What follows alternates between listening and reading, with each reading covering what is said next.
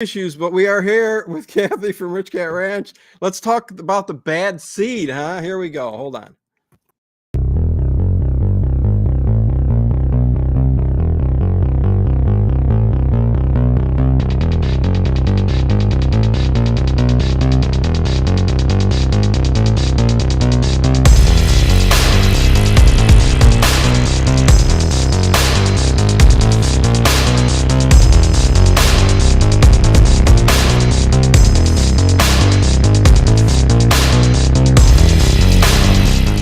Is it just me? Or is it getting crazier out Hey, everybody. Welcome to Late Late Horror Show. I am Dino, and we got Kathy from RichKat Ranch here with us tonight. What's going on, Kathy? Go easy on me, y'all. And I just had to show my lack of ability to get technical things figured out. So Dino just had to walk me through a whole bunch of stuff.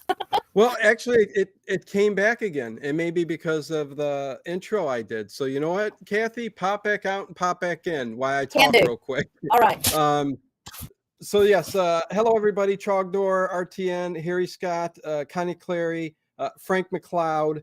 What is going on? Good to see everybody. WWM is here. Grant L is here. Got the whole family. RTN Denny, what is going on? She's going to come in a second, and then we are going to get ready to talk about the bad seed from 1956. This is going to be a interesting one because there's a couple things that went on right before the beginning. Okay, Kathy, how you doing? I'm good. Yes, and now you've perfectly clear again. So it must have been the intro video. Okay. Listen, Restream is wacky. I don't know what the heck is up with that, but Vicky Ray is here. J.O.B. and Psychology Noir with Dr. Lund is here. Hey. Hello, everyone. Yeah, and Trogdor. So, Kathy, how are you doing? I'm good. I've been in the kitchen a lot today, so the day's gone by really fast. I've been looking forward to getting a break, just sitting here and visiting with you and talking about this movie. Good. And let's hear it for Ginger. Yes, you got your glass of wine. There you go. That's awesome. I have to have a glass of something in honor of Ginger. Okay, yeah, and you know what, you guys, and I'm just going to say it again, Kathy. It came back again. Don't ask me why. Don't even worry about it. Listen, if I have no idea why the audio is the way it is, it's perplexing. I have no idea. She's got a microphone.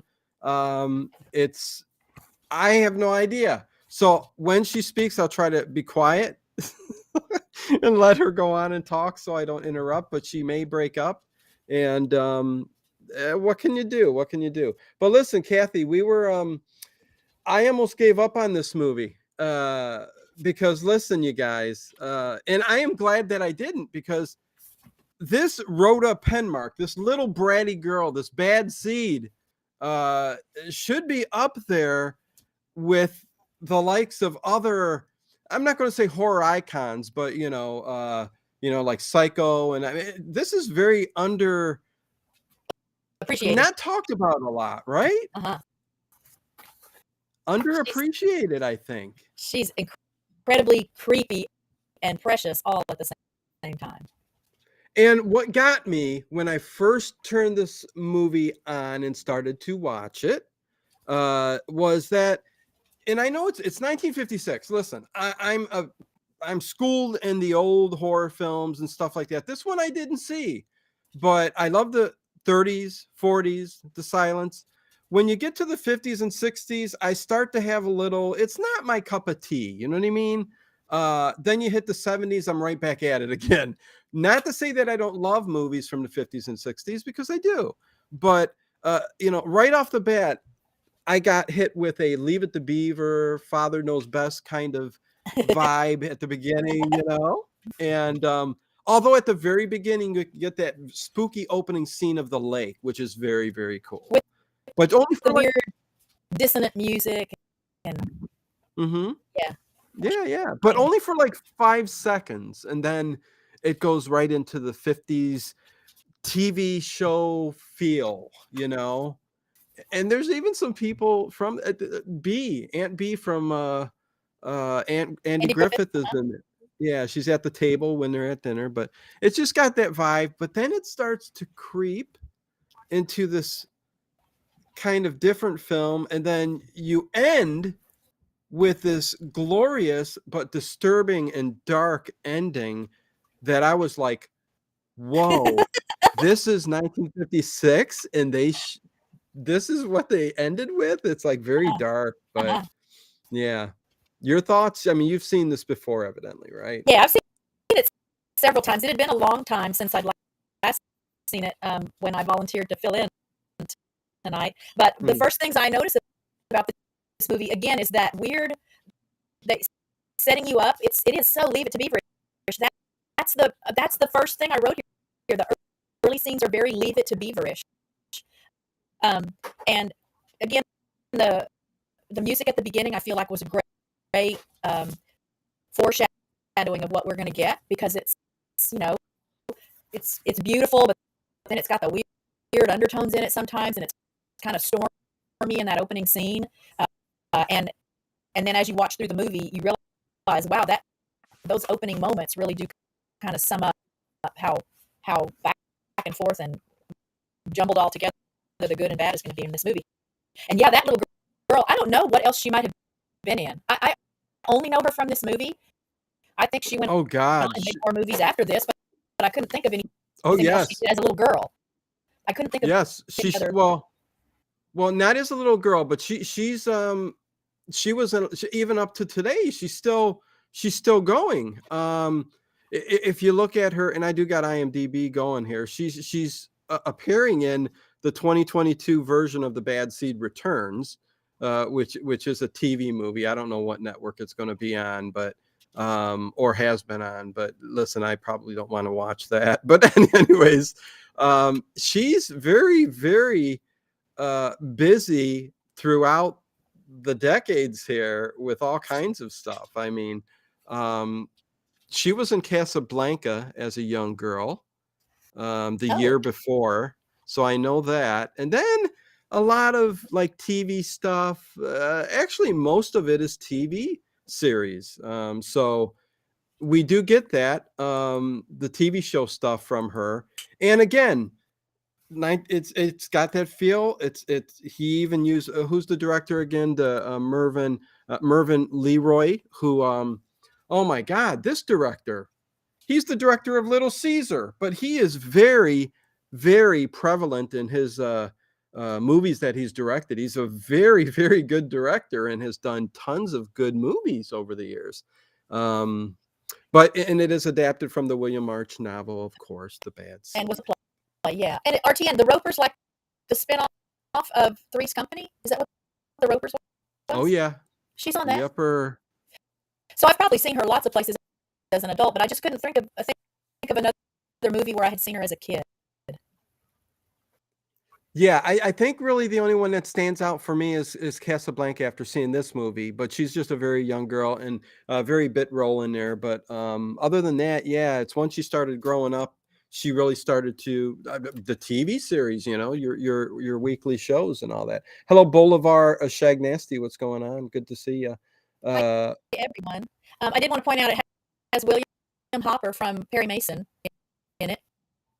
Perry okay, Mason's, there sidekick, you go.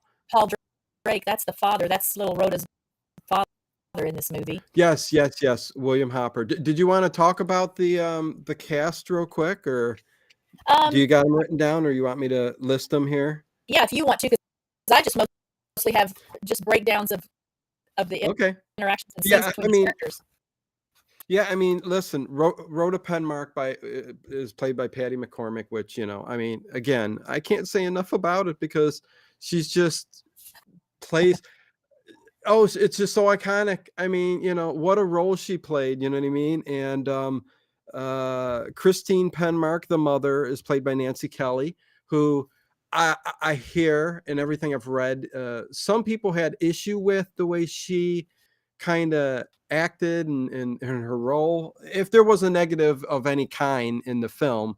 But I don't see that at all. I mean, um, she may have went a little, well, I can't say that, but for the movie, she was so freaking out. It's like, okay, you can't put that on in the movie, that heart, heartfelt, you know what I mean? Even though the daughter, she finds out that whatever. But you know what I'm saying, Kathy? Yeah, I oh, mean, yeah.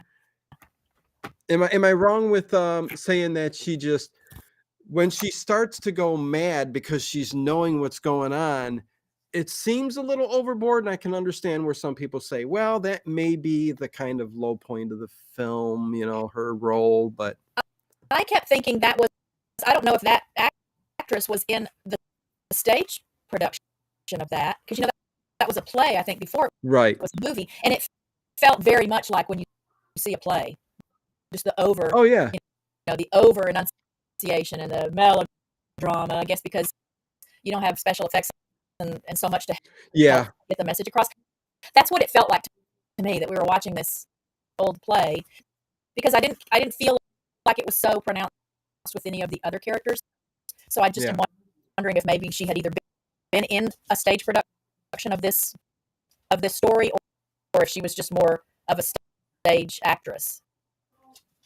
Yeah, I'm not sure. I came across the director talking about the actual movie, Mervyn Leroy. He was talking about it. He wanted to keep it because it was a play, and he wanted to keep that same feel, and that's why everybody has kind of a theatrical presence The way about them when they're they carry them, acting. yeah, yeah, Yeah, a little over the top, and yeah. very much a stage uh kind of presence to the movie. But yeah, it was very, very well done. I mean, I really enjoyed it. Good. Then there was the Aunt Monica. Yeah. She plays Who a really Go sounded, I thought her voice sounded a lot like Betty Davis. At least at times, I felt like her voice had a Okay. very Betty Davis kind of character to it. I'd have to go back and listen. I didn't pick that up, but she certainly seemed like one of those in a lot of the older movies, one of those snobby rich, you know, Yeah, no, ladies at that all. are like, you know what I'm talking about. And I'm Yeah, like oh, going, and she was kind of treating Rhoda that way, oh, kind of yeah, spoiling her oh, yeah, and giving her everything she wanted and stuff. yeah. And did I like her Well, it's character funny. all I that think that well? lady, Yeah. Rhoda called her Aunt Monica, but I think she was just the housekeeper there, because there are scenes Yeah. where Christine refers to her housekeeper having. I think at one point she says her housekeeper is like an amateur psychiatrist or something, and I think that's who she's referring to as Monica. Well, I think isn't Monica the owner of it's an Maybe she actual owns. Okay, big yeah, like house. boarding house. Yeah, Yeah, that's like a boarding house. And she's, I think, either one of the residents or the owner of the property, maybe so. I just caught because something. she's in no, Yeah, go I ahead. think she's the owner of the property, because she goes into talking about the help, and she's always the one giving them orders. And even Leroy, played by Henry Jones, who is Oh, what they say a wow. dimwit and got a mind of an 8-year-old. But I'm like, this dude's smart. He ain't all that dumb, you I've know? never seen him play a creepy character like that either. No. And it was, listen, between Rhoda, the little girl who is the brat, and she plays it so well as a brat, and Leroy, who is always teasing her, Taunting. you Yeah. know, yeah. It's so unbelievably well done between those two, that they just, again, I was at a point, and then they started interacting. So I'm like, oh wait, hold on a second. And then I just got caught up, and I'm like going, okay, this is See? interesting. It's good. Yeah. And the fact that he sets up this, he sleeps in the basement by the boiler and stuff like that. So they tried to make him out to be this kind of dim-witted, guy who can't get his life together and has just got an 8-year-old's mind. And it's just, I didn't see that whatsoever. So I was kind of confused by that, but it was 1956. So maybe they didn't want to go overboard on the way they portrayed him as whatever they wanted to, bring him out as. So yeah, it is what it is. But Leroy poking the lion, says Grant. Yes, yes, Oh yes. yeah. Oh yeah. Yeah, and then of course, you said William Hopper as the father, who is a colonel in the army. And listen, man, this was another thing, Kathy. I was watching this, in the 50s, it was all about the husbands, in military, and they always weren't around, and I think that plays a big part in this movie too, where uh Christine Penmark, the mother, and Rhoda is kind of there by themselves a lot because he's in the army and he's always going off, and you hardly see the father. It seems like it was like that back in the day. You know what I Yeah. mean? Yeah. I don't think I would have liked that very much, but hey. Oh, we've talked about it starting out very Leave It to Beaverish. If you haven't seen the movie, I'm going to take liberty in assuming that you have seen Leave It to Beaver, so maybe you'll understand what we mean. Just that atmosphere, the wholesome family dynamic, and even when someone's misbehaving, everyone loves each other and they all communicate effectively, and that's what it looks like. And then there's this little Rhoda girl who is the the quintessential 50s party dress girl. She's got her little blonde braided pigtails and her little Mary Jane shoes and her little party dress that she wears everywhere. You never see her in anything but that little party dress. She might be in her pajamas a couple of times in the scenes where it's bedtime, but I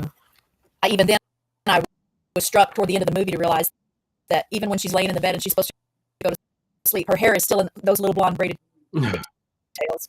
Right. So they really are trying, I guess, to emphasize that little princess persona that she has. She's 8 years old. This character in the movie is 8 years old, and an early scene she's practicing the piano. That's kind of a running theme through this movie, that she's practicing the piano, this same song on the piano over and over, and it becomes more and more a character of its own as the movie goes on. Yes. And the pace and the volume and everything in this little piano piece. I don't remember what that song is. I didn't think to look up and see what tune it is she's playing, but it's a very nursery rhymish kind of a little tune, and she's just practicing on the piano. And it starts out with Dad coming in to say his goodbyes because he's getting ready to leave. And you can tell early on, you mentioned this already, that this Aunt Monica person really dotes on this little girl. Gives her gifts. Yep. She gives her gifts in the very first 5 minutes of the movie. But I got the impression that Rhoda doesn't much really care for that lady. She'll take what this lady gives her, but I didn't get the impression she like really had affection for her. I didn't get the impression she had affection for anyone, even when. Well, I was going to say the only one I saw, and I think it was deliberate. If you rewatch it, that she cared for was, I think, her father. At the beginning, the kisses and how many kisses, Daddy, for hugs and stuff like that. But every time she's either picked up by an adult or hugs an adult, even her mother, the only one she continues to smile with is the father. True. When everybody else kind of hugs her and everything like that, she's got a smile on, but when she's pulled in, she's faking it. it goes away. Yeah. She's faking it. Yeah. And geez, very awful. Yeah, because I have this note here. Grimaces upon getting a hug at one point after Monica tells her she looks like a princess. Yeah, she just, and again, I don't know how much coaching this actress got, this little girl at the time. Yeah. Again, she's a good actress, but it makes me feel even creepier to think that she really developed that herself. I'm just thinking, as young as she was, I don't know that she was really 8 years old at the time the movie was being filmed, but that's the not sure. But just for any kid to have been able to pull off that genuinely sadistic, creepy, while being so prim and proper and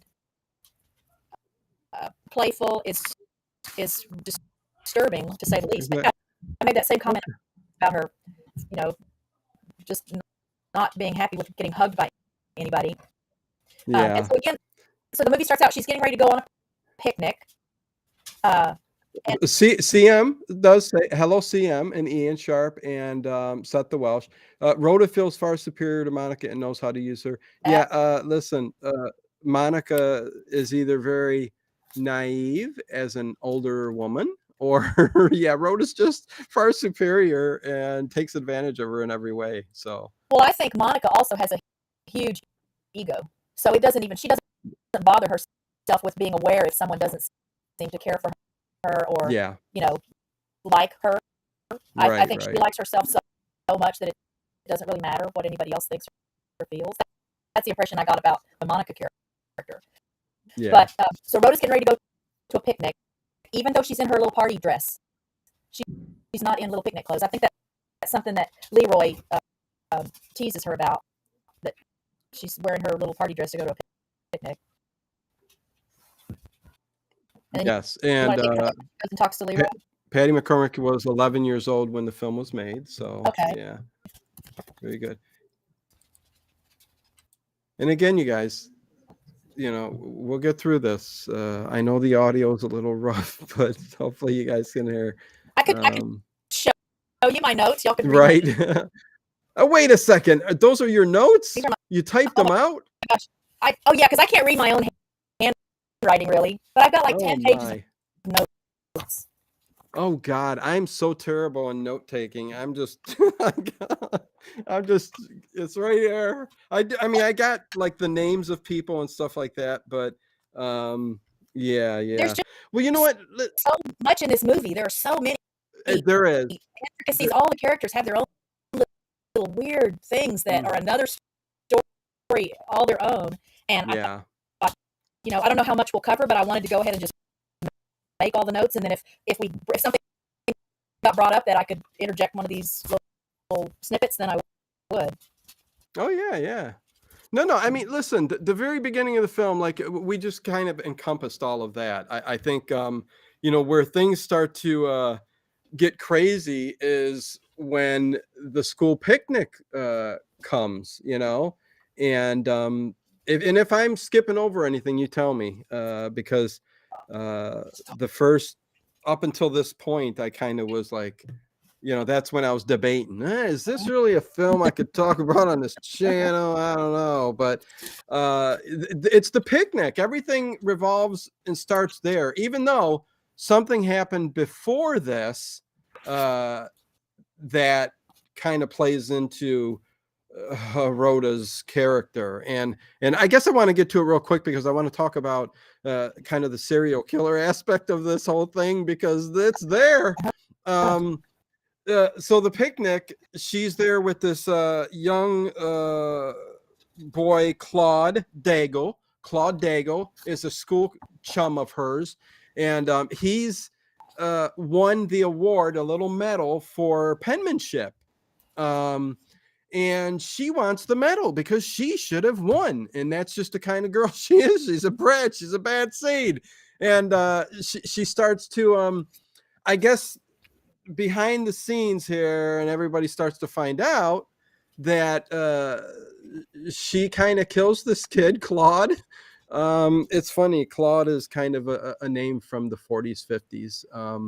It's my, on the one side of my family, my grandfather. So Claude is a rare name, but it's one in my family. So it's kind of interesting. Not really though, but anyways, there's that. And she ends up killing him with her shoes, hits him, knocks him into the lake, and he evidently kind of survives and tries to get up, and she hits his hands.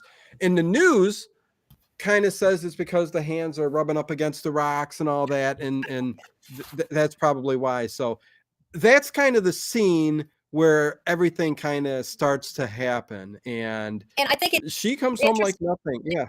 I think it's interesting to note that a lot of these scenes that the movie so beautifully sets up so that you can see it, even though they don't show all of it. Like you can see, there's another time later in the movie where I felt like I could see what was happening, but they weren't showing any of it, which just made it even more creepy. Oh yeah. Mm-hmm. And so all this, discussion about what happened to little Claude, you didn't have to see her doing it to be able to Right. imagine it happening. No, it was very well planned out, and the story kind of took shape throughout with his directing, Mervyn Leroy, and he did a good job with it. And yes, the description, the way the girl Rhoda kind of talks about what happened once Nancy, her mother, not Nancy, Christine, her mother, kind of gets it out of her. Um, then you kind of start putting things together because heck, the crap hits the fan when especially Leroy's coming at her mother's coming at her. Monica doesn't care, but yeah, no, go on, Kathy. So I wanted to cut to so this little boy dies at the picnic. Of course, Rhoda feigns innocence. I mean, she doesn't know anything about what happened, even though a lot of people reported seeing her chasing after this boy and trying to take that penmanship medal. And that's really what it all comes down to. She just wanted that medal. She felt like she should have won that medal, and she wanted it from him. So she did whatever she had to do to get it. But after this, when they're back at home, I made a note that it really seemed like Mom may have already been suspicious of Rhoda, even before she heard all of these reports. Well, I mean, listen, how can you not? I mean, if you got a daughter, and she's 8 years old, I mean, the first those 8 years prior to this incident, I'm sure there were many things that were going on Something. that, kind of pointed to her being this so-called bad seed. But being a mother, you kind of turn a blind eye, I think. And that's where when we start to talk a little bit more about deeper issues about actual, psychology of what was going on there. We'll get a little deeper into that, but yeah, go ahead. So It's interesting. the school marm comes around to the house, and I know that, I mean, you can tell, I think, early on that this lady is definitely suspicious about what happened, and I think she is coming as a representative of the school, because there are some things that they're going to talk about before she leaves, that it just seems like everyone's pretty sure what happened, and she sort of tries to get Mom to consider what might have happened. And I was interested to hear that Christine, the mom, asks this school mistress at one point if Rhoda is always so perfect and mature at school too, like she is at home. And just the Yeah. way Mom asked it again, I got the impression she knows this is not normal. She knows something about this little girl is just not normal. And so the school lady says yes, she is. And Mom asks the lady if the other children like her, and the school lady just doesn't answer. She just skips right over that question. Right. But Nobody likes your daughter. I hate yeah, to say it, but nobody yeah, likes your she just daughter. didn't even answer that question. And the funny part is that Rhoda does not care. And again, that's the psychology. And for 1956, they were right at the beginning. And when the one there's this crime club that is The book in club, yeah, part of the movie with her father and other gentlemen who kind of dissect, and talk about the psychology of murders and crimes and stuff like that. And yeah, they start to get into like, can a good girl from a good area still commit these kind of things and stuff like that? Not talking about Rhoda, because again, they talked earlier on that, there was another incident of another girl, young kid, who just the court wouldn't believe it. There's no way this little kid who's so cute or beautiful or whatever and nicely mannered can do something like that. So it was easy for a child to just get away with it. You know what I mean? Because they just wouldn't believe it. But yeah, anyways, we'll talk about that a little bit more. yeah. And there's also pretty early on, I think, in the movie, Christine, I think she's talking to Monica, and she tells Monica that she believes she was adopted. She doesn't go into any details at that point about why she thinks that, but you can tell that pretty much her whole life she has believed that her parents are not her biological parents. And that Right. plays into the story, obviously, as we get deeper into it. But Oh yeah. Some just again, foreshadowing. Yep. yeah, so many layers of psychological stuff here. So yeah, you Mm. talked about the crime club guys all sitting around the table, and um, I guess Monica's in on that little group, that conversation too. And Christine is not really interested in talking about these murder, these murderous characters and things in the books. Because so I think a lot of these people in this crime club are writers. I know her dad is a writer, and then at least one other guy in the book. Oh yeah, there's an Uncle Emery. He was at this party or this little dinner gathering where they were talking about their crime club stuff. I don't remember what his name really is, but he was, I think, the Maytag repairman back in the old Maytag commercials where he was sad because he never had any work to do because the machines all ran so great that Right. he didn't have any Right. to repair. Yeah. Yeah. Yeah. There's there's that scene and all that, and yeah, it's very. Oh boy, yeah, lots of stuff going on here. Yeah, I don't know where you're at in your notes. Work your way up to the good stuff, I guess here. Yeah, yeah. So the guys talk about going fishing, and then let's see. I have a note. Um, Christina's worried about what she'll say to Rhoda about what happened. So again, Mom is concerned how she's going to talk to Rhoda about this little boy's death because it hasn't really occurred to her yet that Rhoda might have had something to do with it. Yeah. But kind of cut to a chase here. All Rhoda cares about after this teacher lady has left, I guess I'm in the right order here, is she just wants a sandwich. She doesn't want to talk to Mom. She doesn't want to answer any questions. Really, Christine's trying to get her to tell her what happened. What did she see? Is it true that she was chasing after this boy? And she just wants a sandwich. But the school lady, I think it's at this point where before the school lady leaves, she tells Mom that Rhoda will not be welcome back at the school that next year.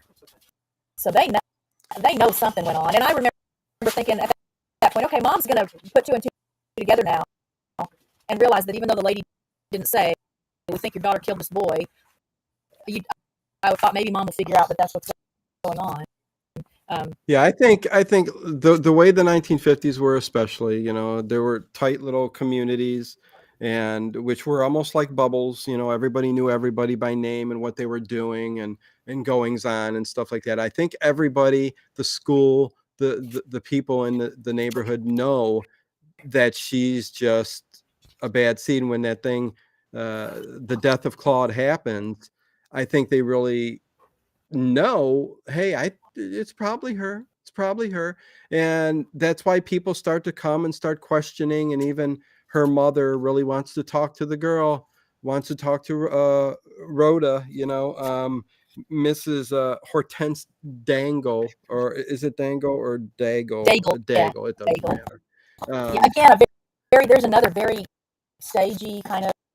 I mean, she played a good drunk. She's drunk every time we see her in the movie.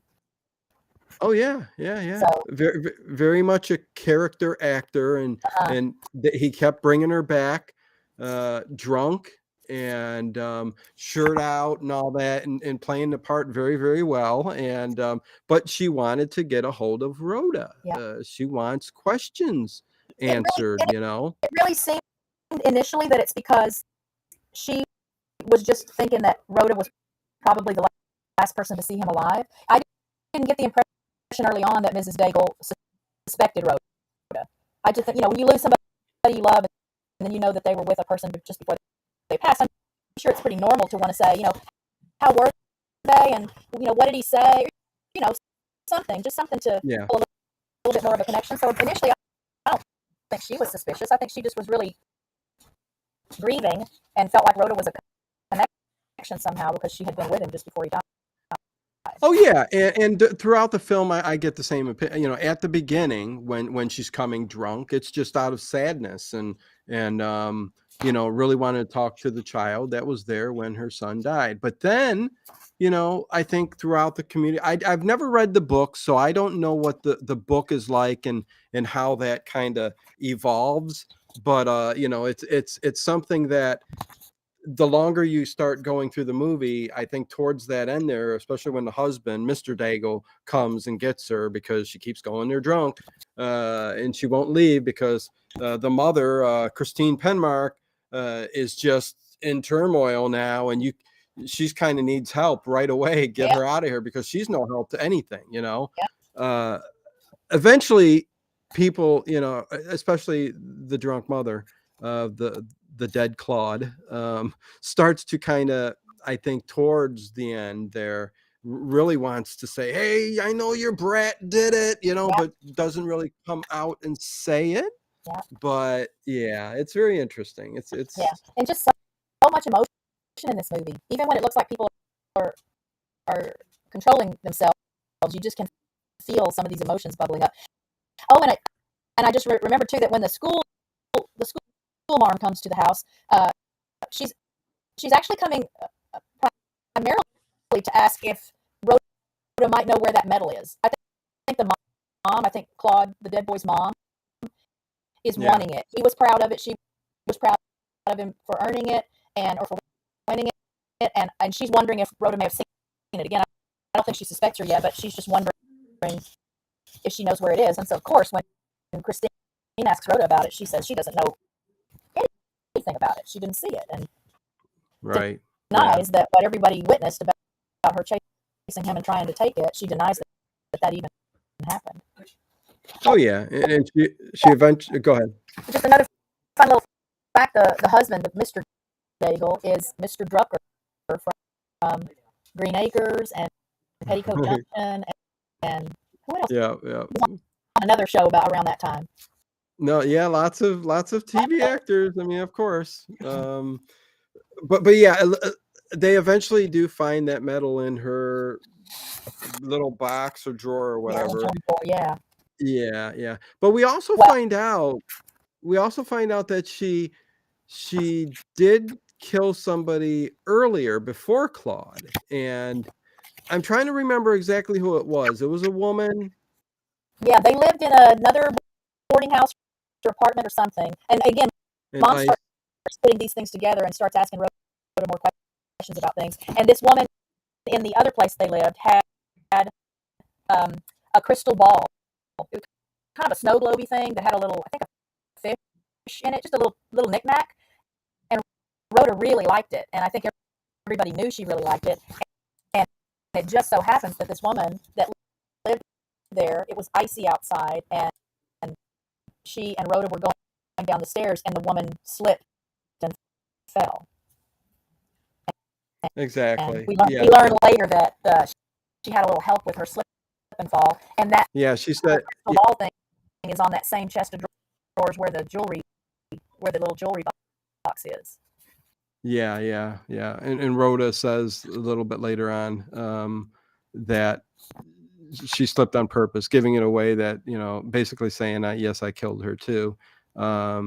Because the prodding of her mother to, you know, when she found that medal, you know, again, like Ian said, everything starts to kind of, you know, surface about her daughter. And it starts to bring back repressed memories that she had when she was young, because the crime book club, you know, her father comes to visit. He's talking with this other guy they're both part of the crime club.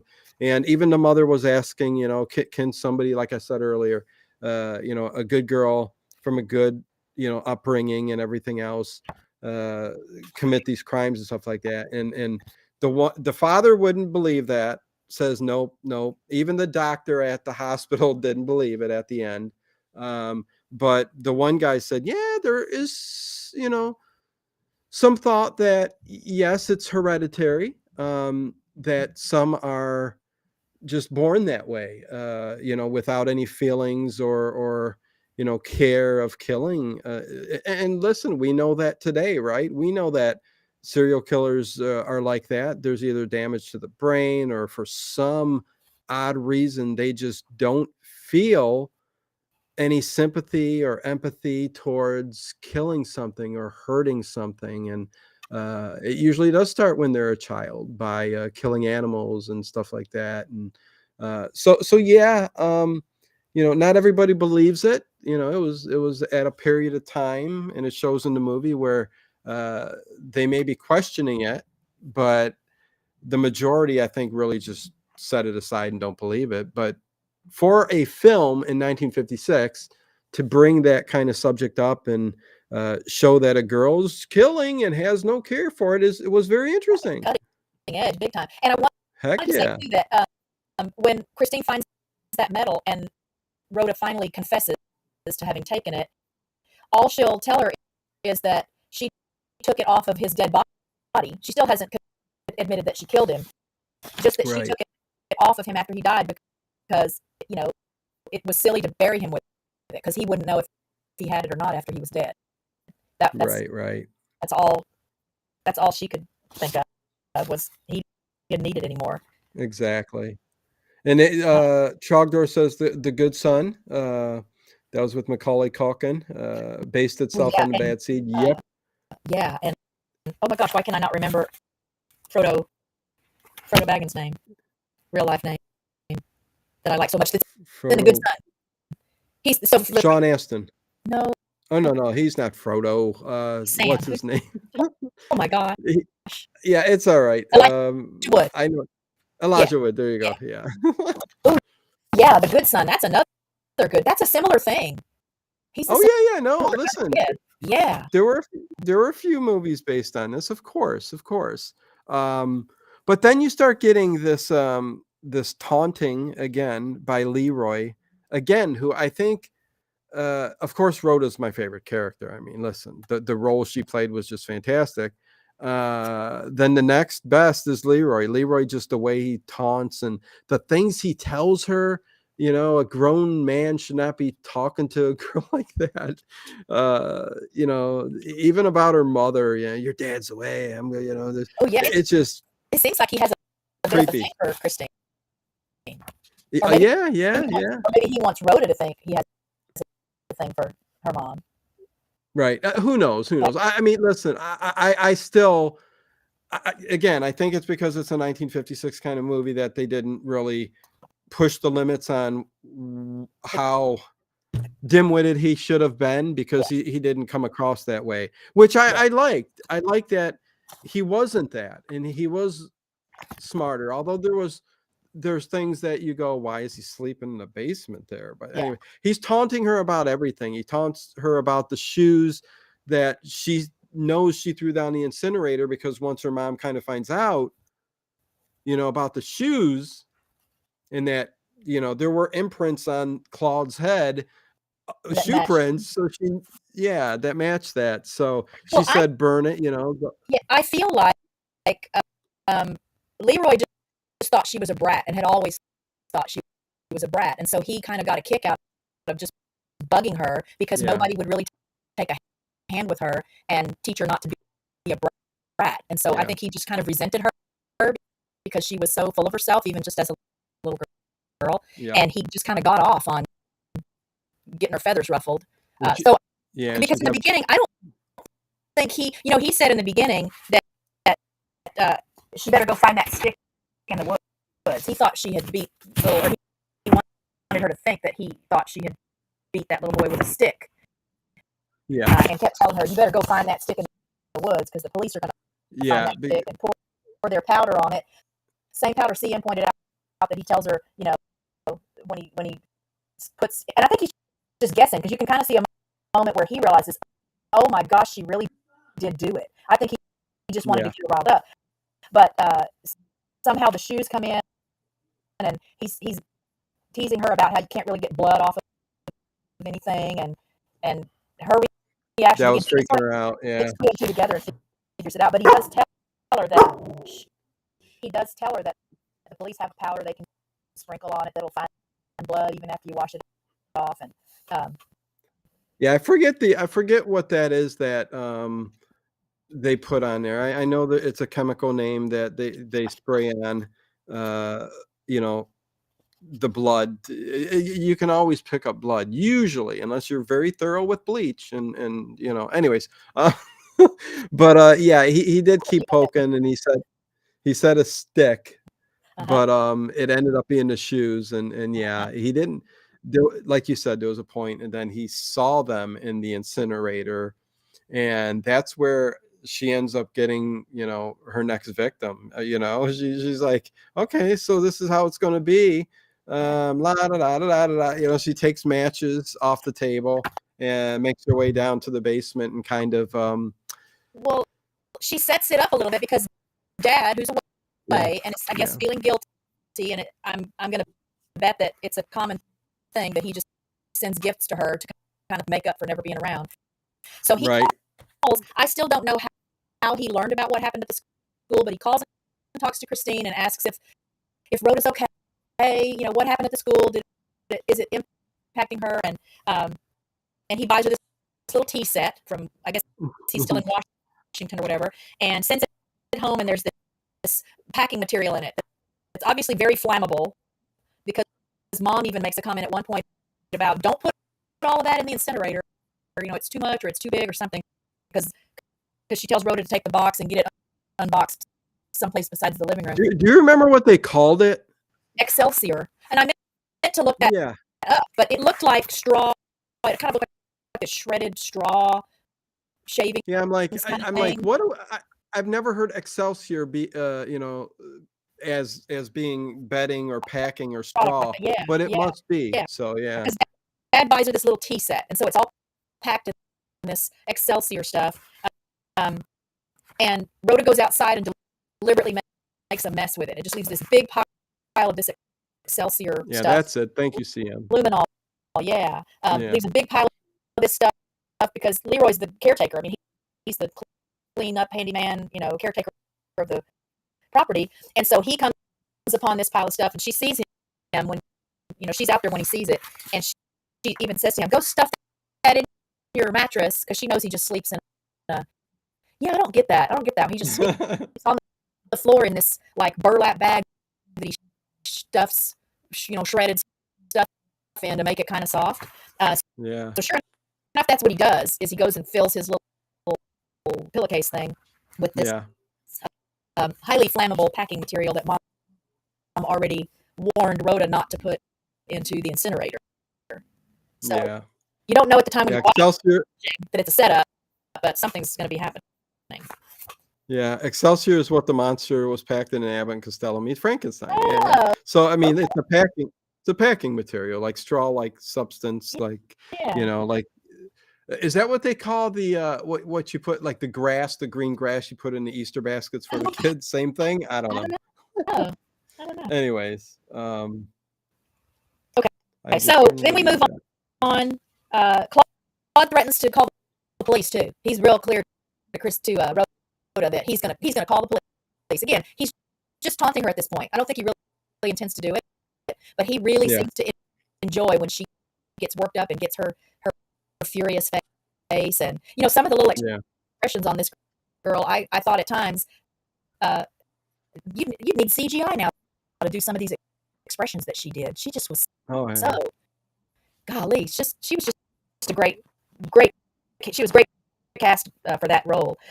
But Perfect. after this exchange with Leroy, and after he goes and puts that shredded stuff in his pillow, they're back in the house. Mom's going to have a cocktail party. Some people are coming over, so she's getting her little cocktail cart together. And Rhoda comes in and asks her if it's true that the police can sprinkle something on things to find blood. And of course, Mom doesn't know why she's asking, but she, I think, suspects that Leroy must have said something to her about it. Yeah. No. This, and then, this kind of is where, the mother kind of starts to break down and starts to lose it. She's,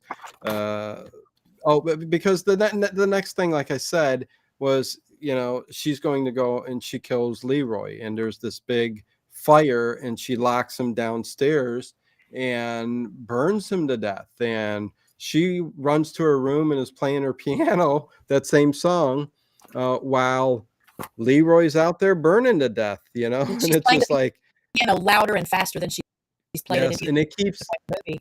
Yeah, and that's yes, and another the movie keeps getting darker and darker and well, darker. and it's another scene where you don't see what's happening to Leroy, but he's screaming. Right. He's in agony. It was so realistic to me that Oh my gosh, you didn't have to see it. You could picture it, and I think that's what pushed Christine over the edge finally, because she Oh saw yeah, it. She's yeah. looking out the window, watching after they free him, get him out of Well, and that I cellar. think what's coming back to her, RTN, Patty McCormick played Rhoda in the stage version on Broadway. Very cool. Hello, Oh, Freddie Miranda, Jimmy D. Um, yeah, it's at this point to where she starts to question. You start to find out that okay, Rhoda's a bad seed, but Christine, her mother, is questioning who her parents are. And her father comes to visit, and she asks him straight out about her childhood and how, she feels like, that you're not you aren't my my parents. father or my mother. And she remembers back to 2 years old. It kind of shocked me. I'm like, who the hell remembers when they're 2 years old? Yeah. But evidently it was such an experience because she was 2 years old. She was living with a different woman. She remembers this. And her father even says, "You remember that?" And she says, "Yes, there's this woman. I had a brother. My brother ended up being dead. And they don't say how, but it must involve her mother, maybe. I Uh-huh. don't, and she somehow drops out of the window because they were coming to get her. It's a little fuzzy, but somehow the father that she has now grabs her and Well, takes her and yeah, makes her he his says own. the neighbors. He said some neighbors found her. Yeah. Well, I don't know. I don't know Okay. Yeah. if it's ever explained how he ends up in the picture. The neighbors found little Christine. Well, Um, things were different back in those days. I mean, I know stories where uh, families had kids and couldn't afford them and gave them to a richer family, and there was no paperwork involved, yeah, nothing like that, but raised them as their own, and yeah, evidently, I don't know how they got social security cards, things like that, and stuff like. But somehow they made it work. This is a true thing, and I know this as a matter of fact. So, anyways, yeah. yeah, very interesting. So what was really interesting though about her sharing the memory of this, Dad is asking her, "What else can you remember?" And at one point, she says that she remembers her mother calling to her at some point before the mom disappears and they find little Christine. She can remember her mother calling to her, but I think she said she was afraid and she didn't answer. So that also makes me think maybe mom killed the brother and little Christine saw it or knew Yeah, it could somehow. could be. And she was afraid and didn't answer. But she said that the name her mom was calling was Ingold Denker. And the Yeah, dad, you yeah. could see the shock on the dad's face because that was her name before. Yeah, and that's when he said, "You remember that?" I mean, that's unbelievable. And Freddie Miranda, Bad Seed is one hell of a thriller. It works well. Listen, it's up there. Not the entire movie. yeah, The ending and the acting of the two, yeah, Leroy Rhoda. It's on par with kind of like Psycho and stuff of kind of the Psycho's a little later on, but yeah, very very well done. the Very well done. concept is Yes. just stellar, and the acting was really really good. But also, so that Ingold Denker name, her dad, Christine's dad, and this other writer that was there, when the two guys that were debating nature versus nurture and can this be inherited or not, that Yeah. that Denker, her mother, her biological mother, is someone that I think that Mr. Tasker, that other man, had written a book about, or no, I think Christine's dad wrote the book. I think that there's a Mm, reference made by the other man that Christine's dad, who is a writer, he writes yeah. crime stories, and he followed the trial of this Denker lady, Yeah. Christine's real mom, and wrote a book about it. And so, obviously that name, but Christine would not have realized that lady was her mother. So when she can remember her name as a little girl, it just Yeah, really no, shocked. I love that there's a crime club. There's listen, I've got it on my channel. There's an old time radio show called Crime Club. I've got 2 streams up on my channel, and it's just a great concept of people getting together and talking about a book and a crime and stuff like that. So if you haven't heard those shows, check out those streams on the channel too. Crime Club, a great old time radio series, very well done. But Nice. yeah, this is it really is where she starts to lose it. She's starting to think, am I the bad seed who passed it on It's to her her? fault. Yeah, that Yeah, she created this problem. yeah, And I lots think of there's guilt. another instance where uh, Rhoda's grandfather, so Christine's dad, that's there talking to the other writer man, and picks up Rhoda to give her a hug, and I think she does that same thing where you can tell she's just like repulsed by him Yes. hugging her. So it's funny because I hadn't caught on to that her dad was the only one that she didn't do that with. Yep. But Yeah. And I can't remember the exact thing, but it's like, how many kisses? What was it? How many kisses? What did you give me for a basket of kisses? Yeah. Okay. That whole thing. Giant. Yeah, she did that several times with her mom in the movie.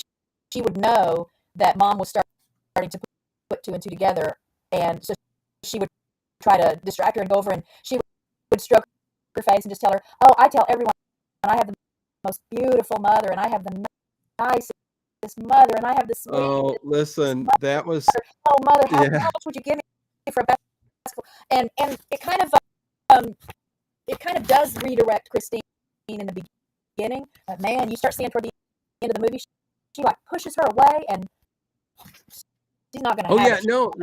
She there comes a point, and hello, Forensic Mystics. Good to see you. First time seeing you here on the channel. Love the name, as we're talking about a child murderer here.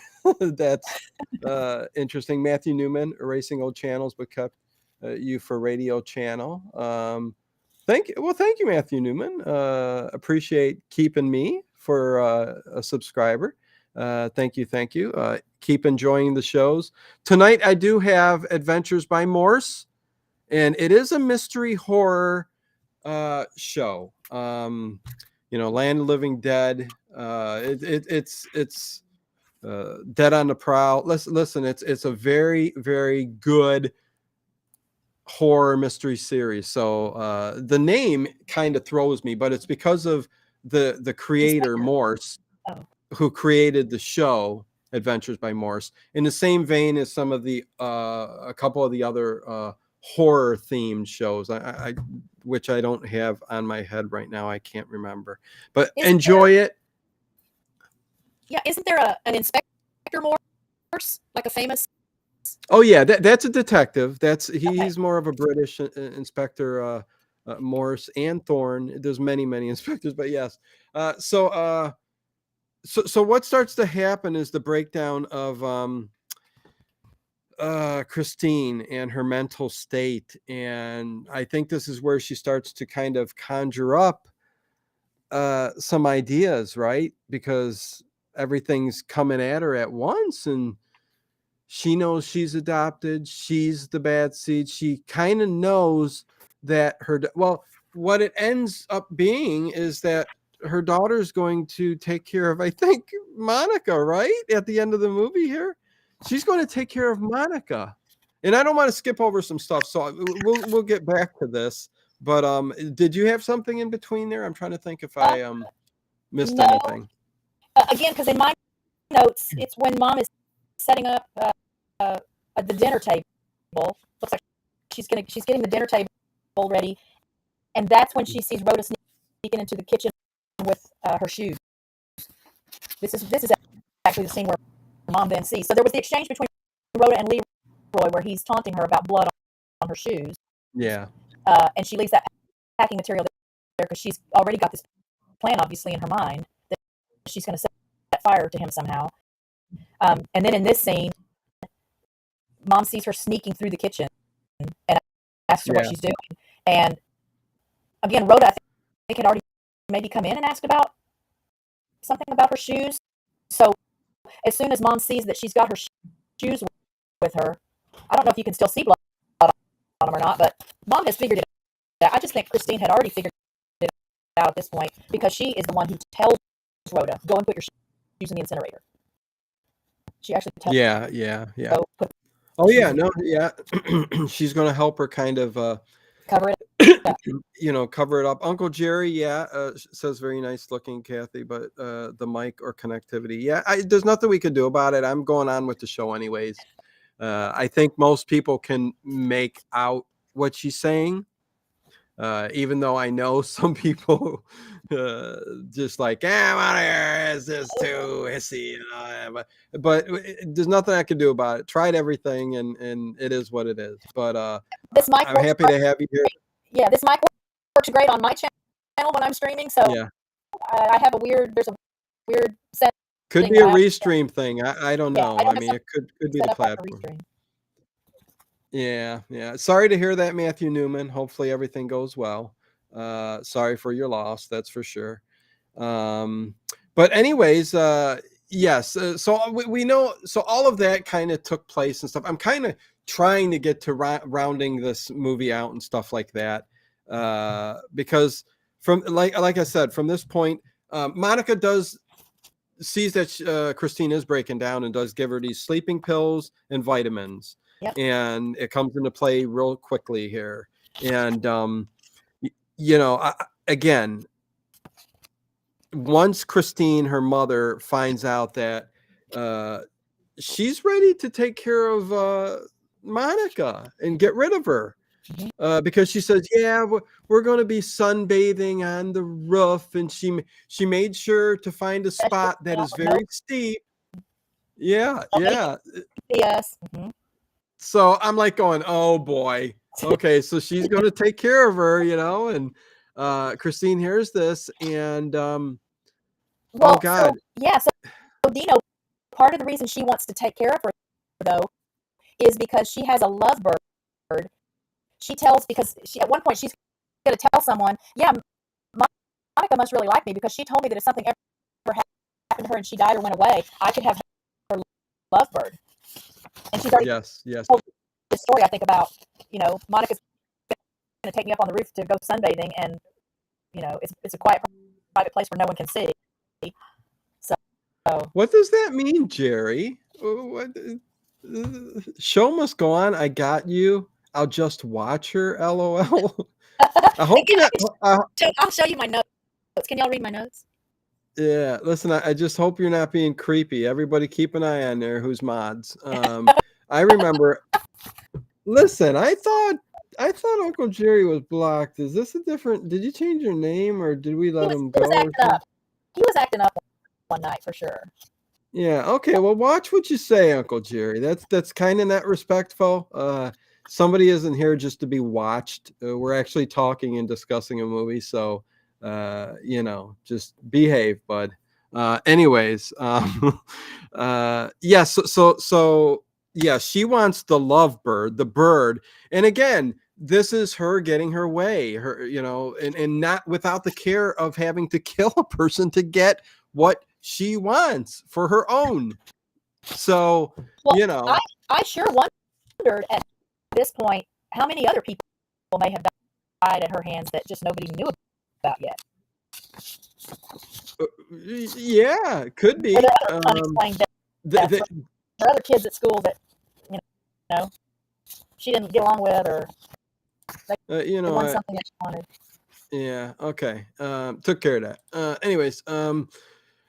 Yeah. No. It's. Yeah. See, people in chat throw you off sometimes, so it is what it is. But bye.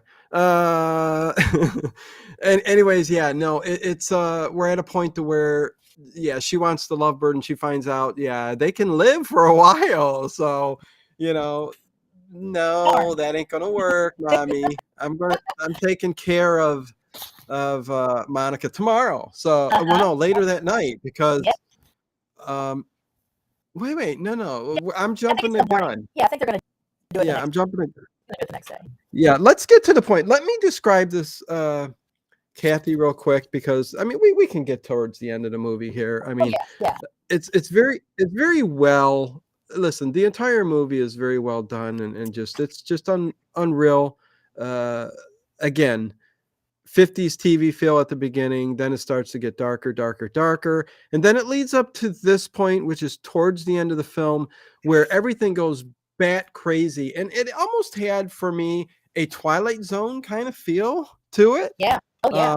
But a more polished, clean, brighter, restored version, whatever. I don't but it had that kind of feel towards me, for me. And oh my God. Okay. And RTN said, and I didn't look this up, but that the ending at the stage play was different than the movie. And I know that was because of the Hays Code during the 50s, similar to the pre-code back in the day. The certain things couldn't be shown and stuff like that. But I know in this version is all I know that we get this disturbing ending. And her mother, Christine, she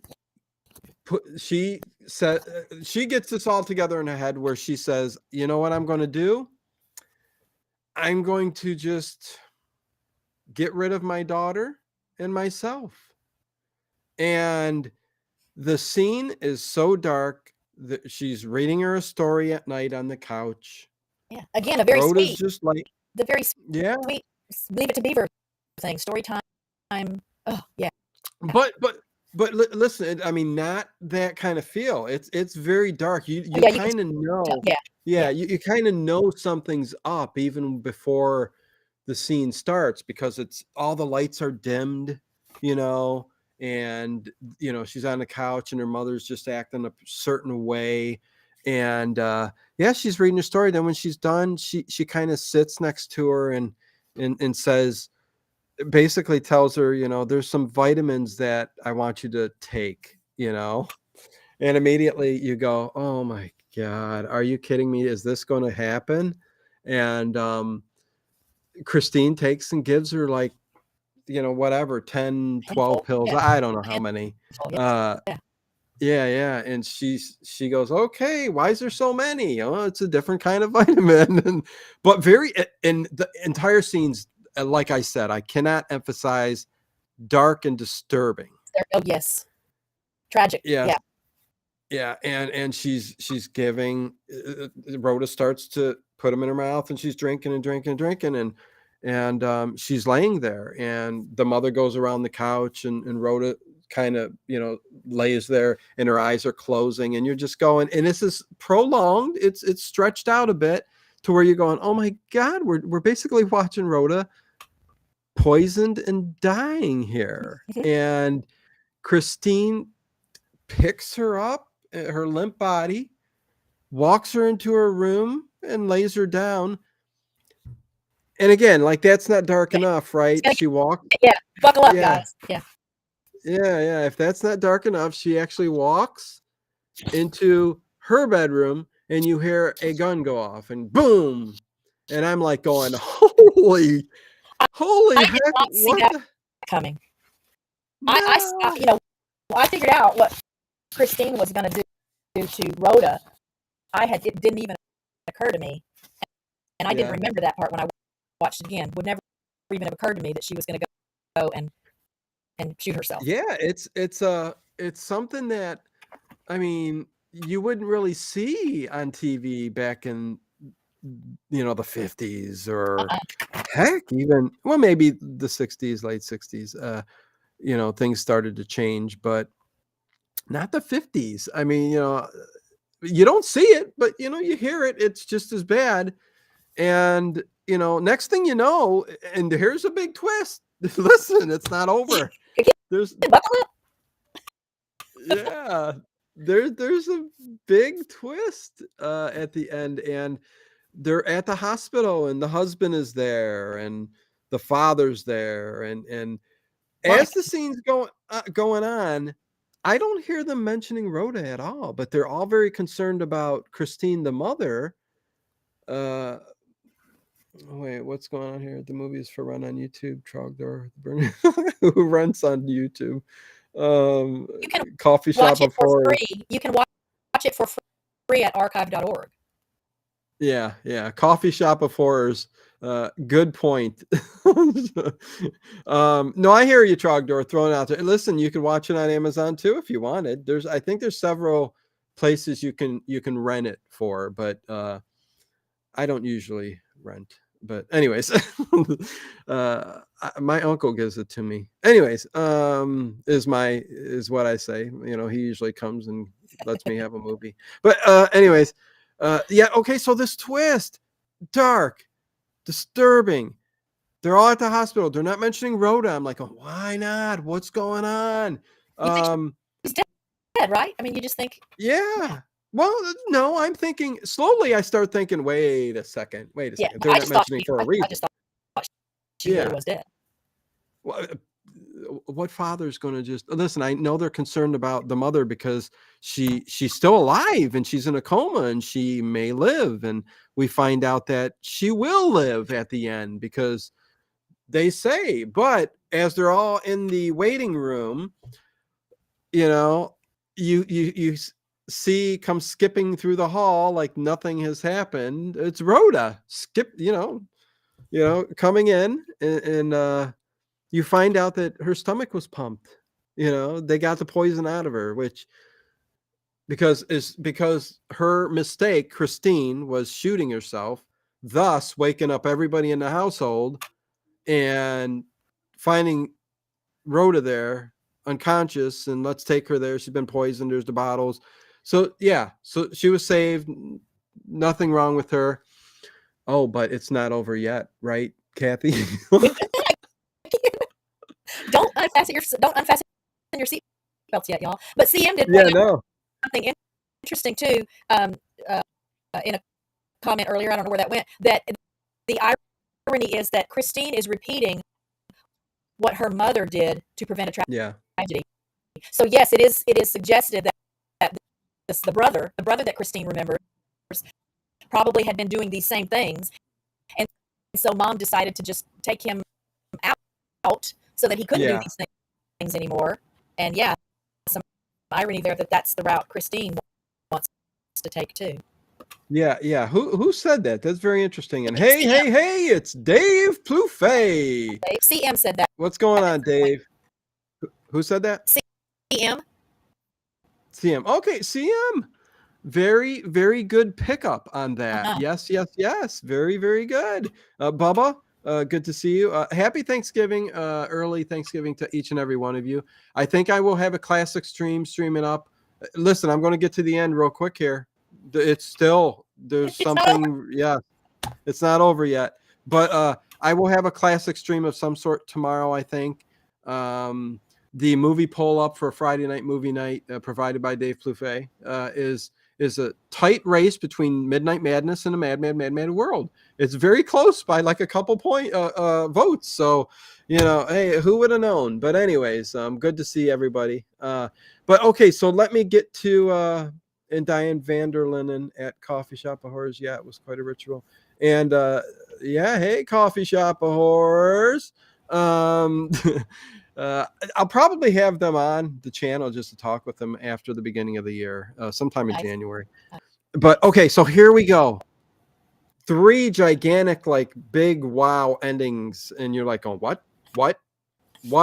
So, we get that ending scene, the mother's on the phone and stuff. Then we get where Rhoda's in bed and it's raining out, and you think I thought she was getting ready to go kill someone. But yeah, but it's late at night. It's nighttime. Her father just read her something, put her to bed, and I almost thought she was going to take care of her mother, somehow. So I'm like, yeah, I'm like, is she skipping to the hospital? But it's you hear thunder, and rain is going on out there, and she's skipping, and she's hitting and that piano tune. Yeah. Oh my God. Yes, the music is going. And she skips down to the lake, the pier, where Claude fell off and died. And evidently they don't mention it, do they? Did I miss something? But they don't mention she's retrieving something. Yeah, I don't know what she's after.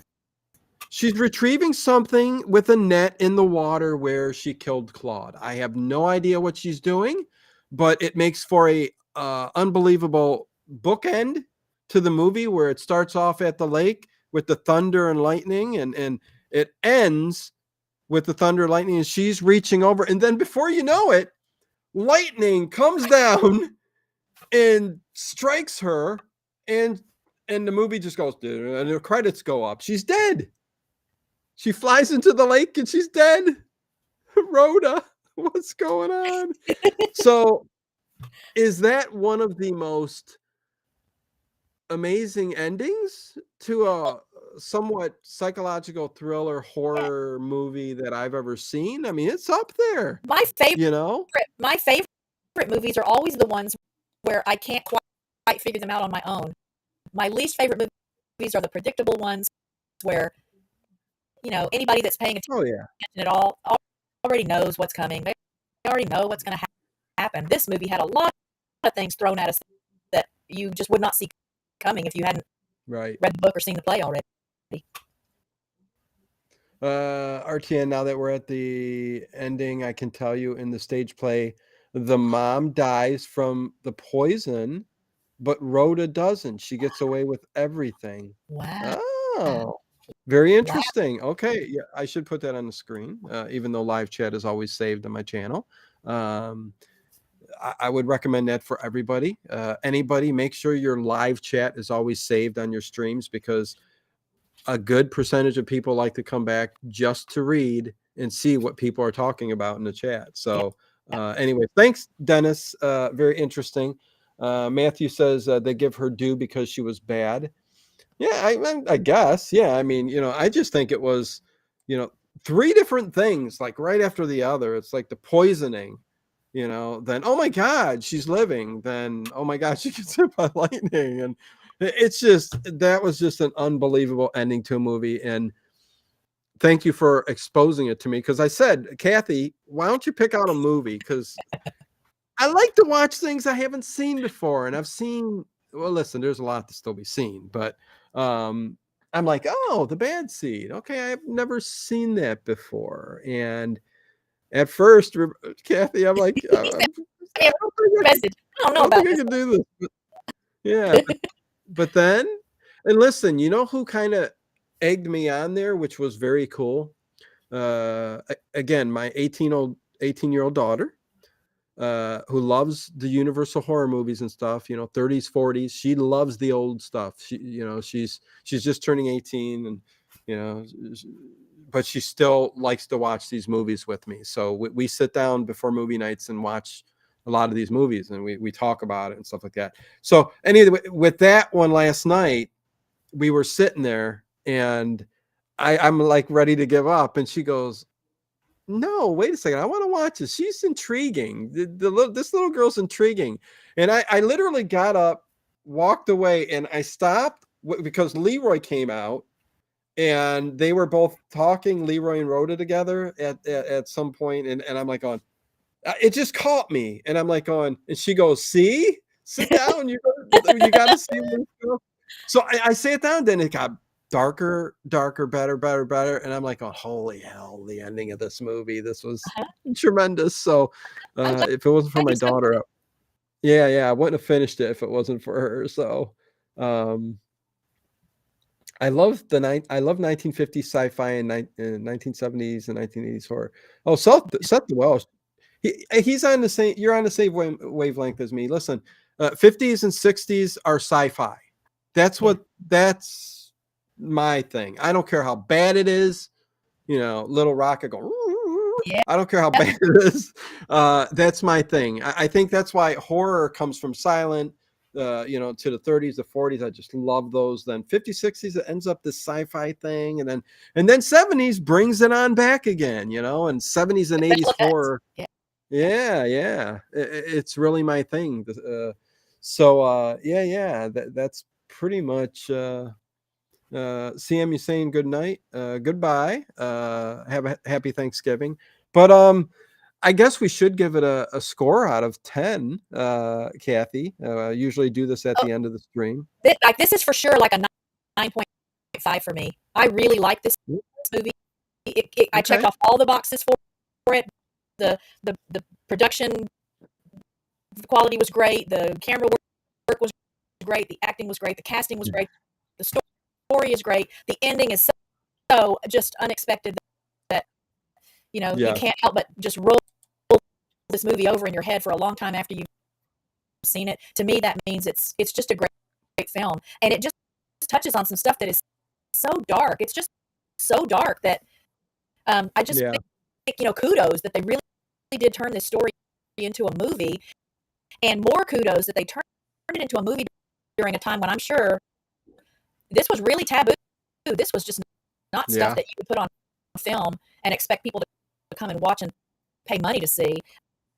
Well, So heck, yeah, and it's touching on stuff that, uh, oh God, the criminal, like the FBI and yeah, they're talking about things and theories uh, that they really just started to touch on at the time, profiling, and yeah, yeah, profiling and stuff like that. So, yeah. just the fact that they would put that in a movie like this, just as kudos to them for Oh yeah. that. You know what I mean? But And the and point they, five, the point five I don't give to make it a 10 is just because again, some of the scenes, some of the performances were just so stagey to me, and I think I've read that in a lot of other reviews about the movie.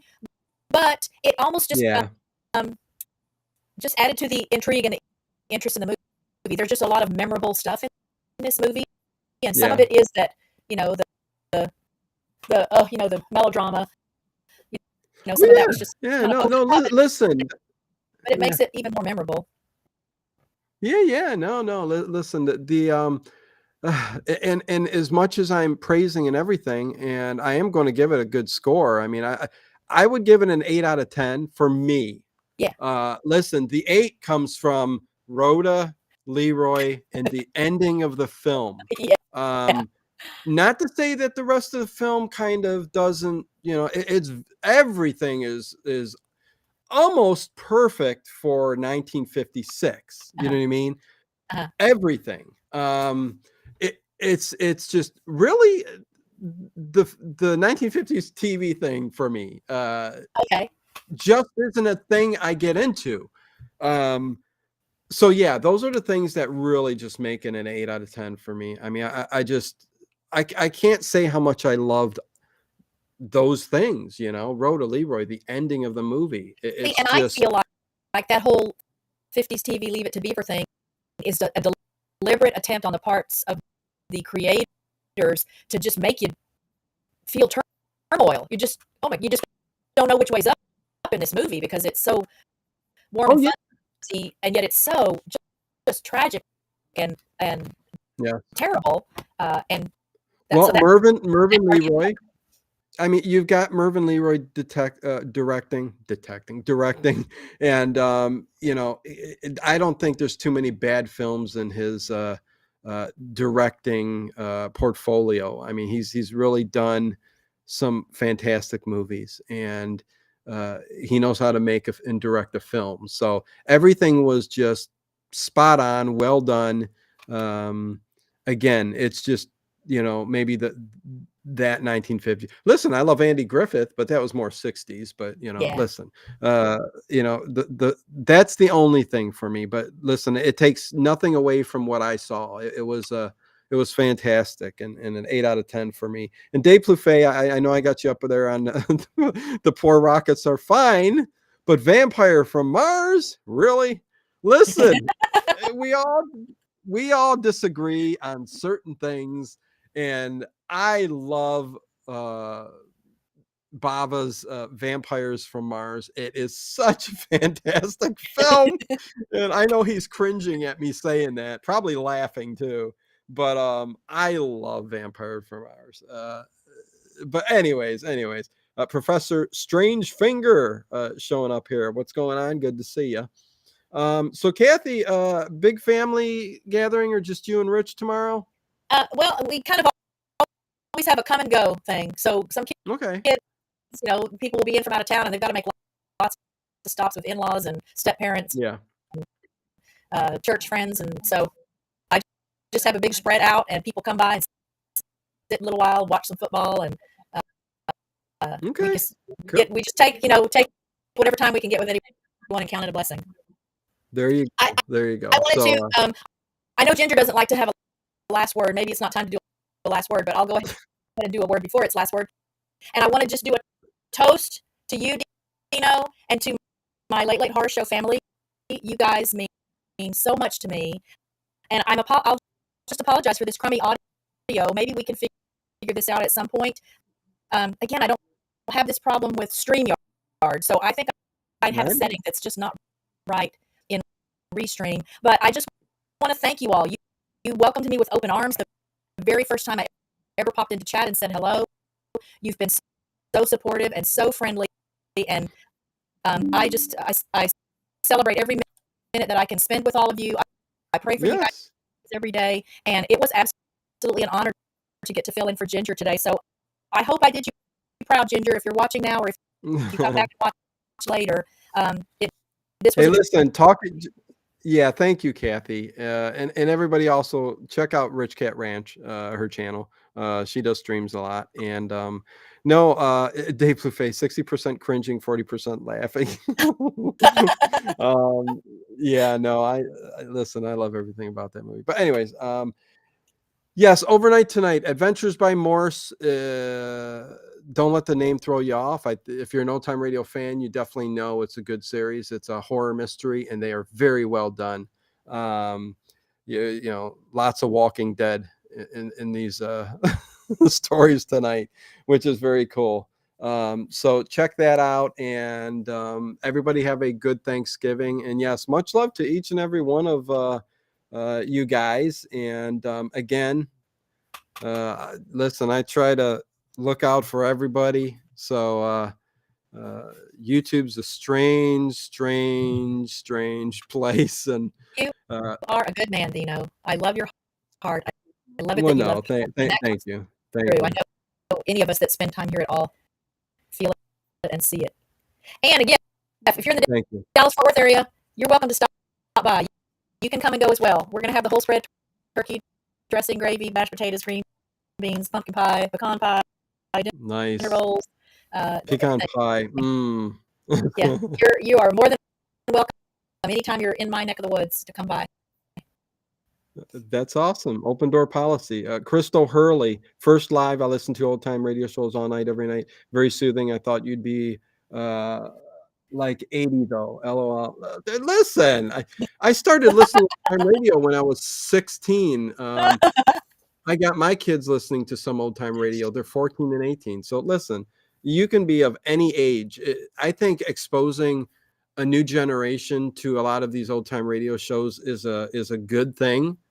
These shows, some of them, listen, I know they're not all gems. Everybody likes certain things. Some like detectives. Some don't like the comedy. I love some of the comedy. I love the detectives. I love the horror and mystery, but not all of them are great. But they're just a gem in storytelling, and it's a way of the imagination of the mind. Not to mention falling asleep to these things is just fantastic. But And what he meant to say, Crystal, was we're really glad to have you here for your first live with us. yeah, of course, yes. Yeah, I always go off on tangents, so there you go.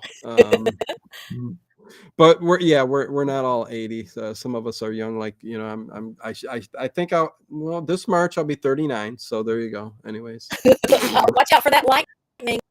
Remember yeah, we just I talked know. about Dave's laughing too. Yeah. Anyways, I'm 39 for the rest of my life now. At least until it starts to show. I don't know. Whatever. Okay. Well, you said last word already, but let's. Happy you want? Thanksgiving. There's my last words. Happy Thanksgiving. I Okay. love So you, yeah. LLHS family. I love you, There Dino. you go. Thank you. Love you too.